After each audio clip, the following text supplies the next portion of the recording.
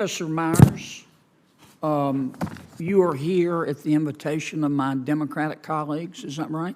That's correct. Okay. In his opening statement, my good friend Senator Whitehouse said, I want to quote, reproductive justice is economic justice, close quote. Do you agree with that?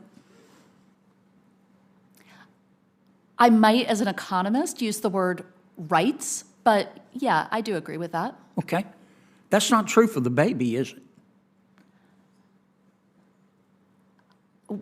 Well, first of all, I would refer to a fetus, not Yeah, a baby. but that's, well, a fetus. I refer to it as a baby. That's not true for the baby, is it?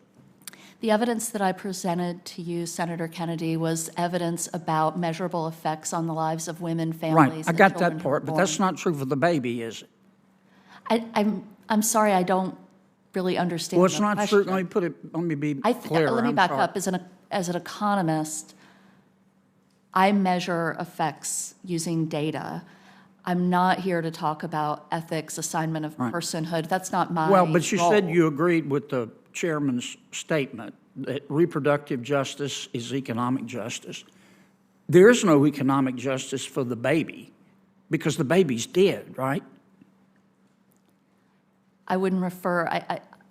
I don't really know how to answer your question. I would. You know, I would refer to was a the baby fetus. dead or alive? We're referring to a fetus. Okay, is the fetus dead or alive after an abortion? The fetus would be dead after an Okay, abortion. all right.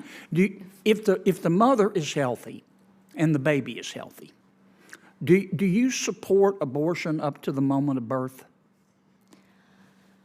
So I think that's a really hard question to answer because that just doesn't happen. You're asking me about something that simply doesn't happen. Well, I it's think- legal. I will tell you that It's legal in Vermont, New Jersey, Oregon, Colorado, New Mexico, Alaska, and the District of Columbia, and the Loon wing of the Democratic Party supports abortion up to the moment of birth. So, do you support that or oppose it? I don't think. Let me say, I'm here to talk about the economics of abortion. No, you're here as an expert. And I'm just asking you I what think you're you asking me a believe. question as a person, which I'll answer as a person. Okay, tell me as a person. I will tell you as a person that I have ambivalence about abortion. I will tell you as a person, I haven't personally had an abortion.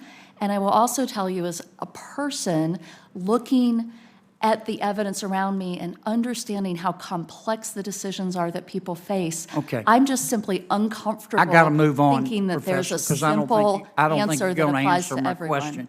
I trust women and their healthcare providers. It's real simple. You either support abortion for a healthy mother and baby up to the moment of birth or you don't. And I don't think it's a difficult question.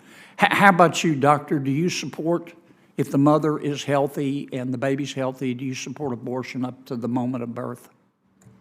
So, Senator, you're using really inflammatory language to talk about a medical procedure, and it's not a simple yes or no. Not to mention, when you make statements like that, you're erasing the grief and the trauma that my patients You're not are going to answer my through. question either, are you?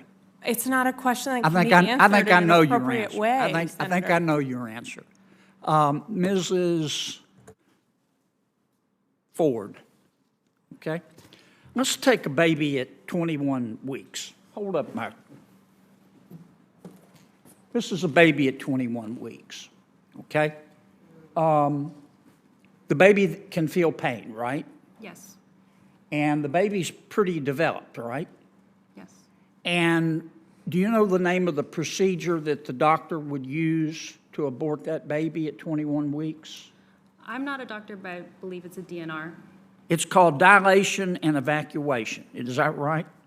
as far as I understand, yes. Yeah. And first, the doctor would dilate the cervix, and then the doctor would take what's called the doctor would call it a Sofer clamp.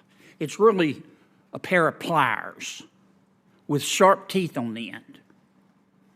And without giving the baby any pain medication, the doctor would go through the vagina, through the uterus, and start tearing the baby apart. Is that right? As far as I understand the procedure. Yeah, and she might start with the legs and pull them out, and the arms and pull them out, right? And then she might go for the heart or the spine and just pull the baby out piece by piece. Is that right? Without giving the baby pain medication. That's what I understand the procedure to be. Okay, but then you got to get the head out. The baby's dead, but maybe not. Maybe it's still in pain, but then you got to get the head out. And even with the cervix dilated, you got to get the head out, which is hard. So then the doctor would go in and use those pliers to crush the baby's head. Is that right? As far as I understand. And then she'd pull the head out, the crushed skull out, right? Senator Kennedy, your time has expired here. Well, you and gave Senator the Stabenow is others waiting. plenty of time, Mr. Chairman. Just letting you know, your time's expired. You have Okay. other senators waiting. Well, I was waiting when you were letting others. I'm sorry you don't want to hear about what happens No, I don't think anybody in else an is actual going- I don't think abortion, but anybody else I is going thought that over. was what we were here to talk about. No one else has gone over. Is- Some of the witnesses went a little bit long, but on both sides. So I thought we were here trying to about control them. protecting mothers and killing babies. I'm going to turn to Senator Stabenow and Mr. Well, I'm sorry Phillips. you I'm don't wanna sorry that hear it. this had to Like take we've place got in a front of whole you. roster here. My apologies. I know it's ugly, but it's the Thank you, truth, Mr. Chairman.